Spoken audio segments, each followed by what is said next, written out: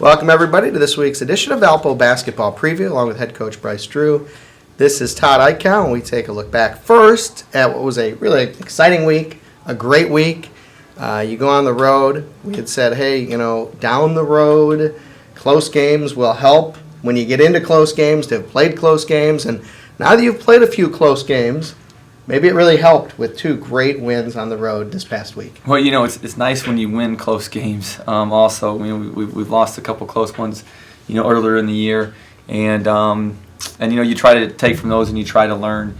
And at the end of the day, in those last couple minutes, a lot boils down to do you make the shots, or do you not make the shots? And it was a great blessing. Keith Carter, Shane Hamink, Alec Peters, they all made very big shots in the last 2 minutes of those games. And wanting to take big shots. And I go back earlier in this year, you had a situation in a tie game at home against Wright State where maybe Keith passed up a shot with 38, 39 seconds to go, and you end up losing the game, obviously, at the buzzer. Now, almost identical situation.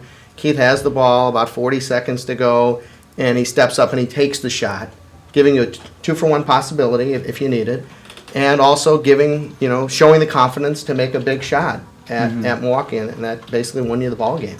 A great game, back and forth. Big shots made on both ends, and Keith has been playing extremely well at a very high level, making very good decisions with the ball. And so, as a coach, you want your players to be able to make decisions, and we trust Keith. We know how much he cares and how passionate he is about the game, and he stepped up and made a huge play. But that's where you talk about maybe the learning experience of, I think maybe after the game against Wright State, you talk to Keith. This is why we need you to take a shot at that point, give you the 2-for-1 opportunity.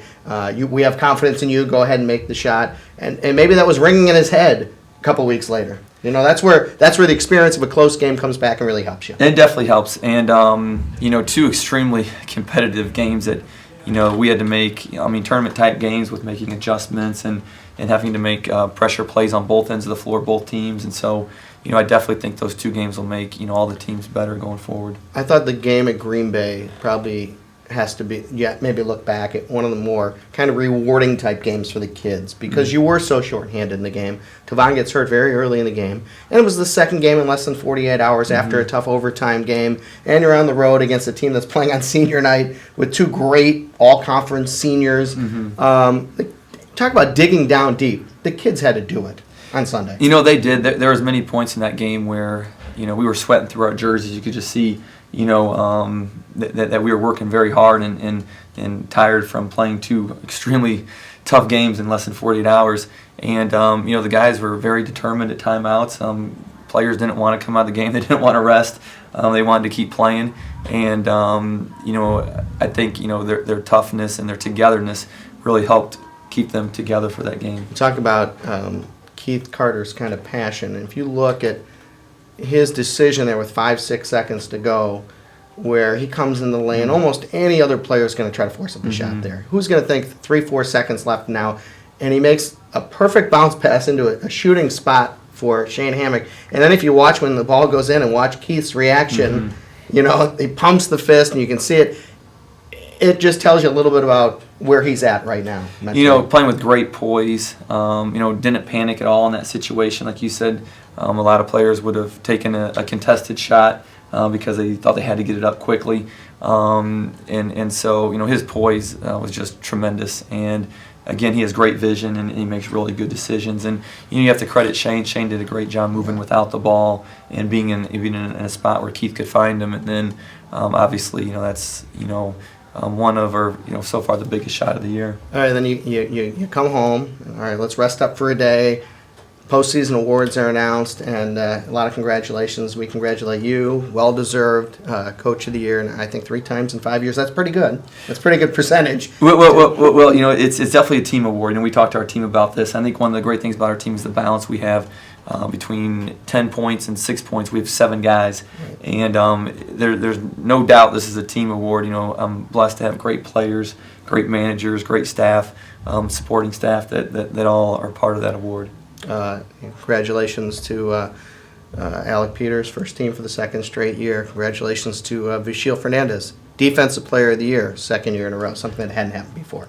He definitely deserves it. He it came back even better this year. His numbers are up statistically, rebounding the ball better, and just on the defensive end, he has the blocks, but then also the ones he contests. You can't measure those. A huge impact, and with Alec, obviously, I love Alec. I wouldn't trade him for anybody in the league, and Alec and Kay are both fantastic players.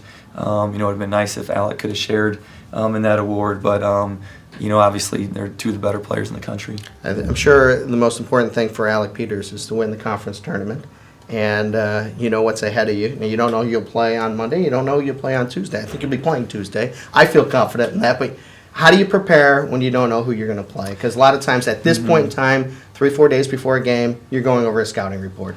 We'll prepare for multiple teams, for several teams.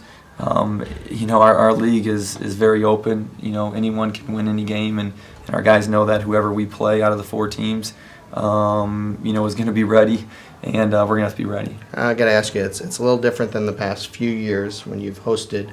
Talk about going on the road for the conference tournament, how that changes things. It'll be a new experience. I haven't, since we've been in the Horizon League, but been part of this, and this is the first time, doing it in Detroit. So, I think it'll be a new experience for all of us to see how it goes. You went through it a handful of times, though, as a player, going on the road for the conference tournament. Talk about maybe some experiences and how it relates to now. I think boils down to is you have to be ready. You have to be playing your best basketball in March, and I think healthy. And for now, that's a big thing for us right now is trying to get healthy this week, leading into the tournament. Well, you've done very well as a coach in similar situations where you're playing 2 or 3 days in a row on the road, quote unquote neutral sites. You guys have had success. Hopefully that continues next week. Thanks, Todd. For head coach Bryce Drew, this is Todd Eichow. Thanks for joining us on Valpo Basketball Preview.